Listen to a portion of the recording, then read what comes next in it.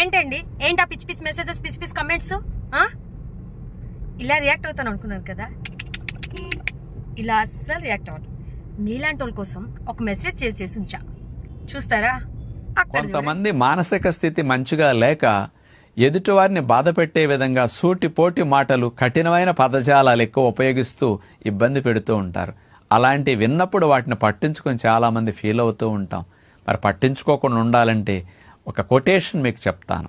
విన్నది విన్నవారికే చెందుతుంది, కన్నది కన్నవారికే చెందుతుంది, తిన్నది తిన్నవారికే చెందినప్పుడు అన్నదెప్పుడు అన్నవారికే చెందుతుంది కదా. అలాంటి సూటిపోటి మాటలు అనేవారికే ఆ మాటలు చెందుతాయి. వాళ్ళ మనసు అలా ఉన్నందుకు వాళ్ళకి బ్యాడ్ హార్మోన్స్ రిలీజ్ అవుతాయి, అవి వాళ్ళకి శిక్ష వేస్తాయి.